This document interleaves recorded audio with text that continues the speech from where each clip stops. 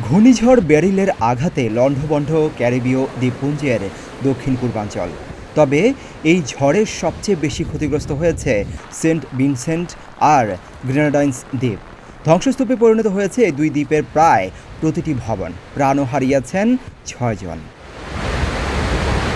ঝড়ে গাছপালা উপড়ে পড়ায় বিদ্যুৎহীন অবস্থায় রয়েছে হাজার হাজার মানুষ। রাস্তাঘাট ক্ষতিগ্রস্ত হওয়ায় ব্যাহত হচ্ছে যোগাযোগ ব্যবস্থা। স্থানীয়রা জানান 2004 সালের হারিকেন ইরফানের দাপটেও তেমন ক্ষতি হয়নি। ব্যারিলের মতো এমন ভয়াবহ ঝড় আগে দেখেননি তারা। ঝড়ের তাণ্ডবে সবকিছু তছনছ হয়ে গেছে। গৃহহীন হয়ে এখন খোলা আকাশের নিচে বসবাস করছেন অনেকে। Enfin, on s'attendait plus ou moins, parce que c'était prévu quand même. Comme vous pouvez le constater. আবহাওয়াবিদরা বলছেন জামাইকার দক্ষিণ অংশের কাছাকাছি বা তার উপর দিয়ে যাবে বলে আশঙ্কা করা হচ্ছে। বৃহস্পতিবার ঘূর্ণিঝড়টি আঘাত হানতে পারে মেক্সিকোতে।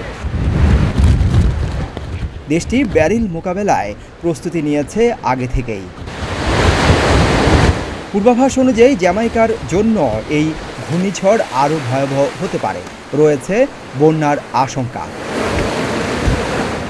তবে ব্যারিলের প্রভাবে যুক্তরাষ্ট্রের অন্তত 6টি অঙ্গরাজ্যে ব্যাপক ক্ষয়ক্ষতির আশঙ্কা রয়েছে। 3 জুলাই এক প্রতিবেদনে তথ্য নিশ্চিত করেছে মেইল অনলাইন। সংশ্লিষ্টরা বলছেন 1 জুলাই থেকেই যুক্তরাষ্ট্রের টেক্সাসের দক্ষিণ অংশে ভারী বৃষ্টিপাত ও দমকা হাওয়ার জন্য স্থানীয়দের সতর্ক করা হয়েছিল। ব্যারিল যেভাবে অগ্রসর হচ্ছে তাতে এটি এই সপ্তাহেই আঘাত হানতে পারে টেক্সাস, লুইসিয়ানা, আরাকানসাস, টেনেসি, মিসিসিপি এবং কেন্টাকিতে। ব্যারিল যদি 5 জুলাই উত্তরে ইউকাটান উপদ্বীপের দিকে আঘাত হানে তাহলে এটি আরও শক্তি অর্জন করে মেক্সিকোর উত্তর পশ্চিম উপসাগরকে হুমকির মুখে ফেলতে পারে। অর্থাৎ উত্তর মেক্সিকো অথবা টেক্সাস এবং মার্কিন উপসাগরীয় উপকূলে ব্যাপক তাণ্ডব চালাবে এই ঘূর্ণিঝড়। বিজ্ঞানীরা বলছেন সমুদ্রপৃষ্ঠের উষ্ণতা বাড়ায় চলতি বছর মৌসুমের আগেই আটলান্টিকে শুরু হয়েছে ঘূর্ণিঝড়। এই উষ্ণ পানি থেকেই শক্তি সঞ্চয় করেছে ব্যারিল।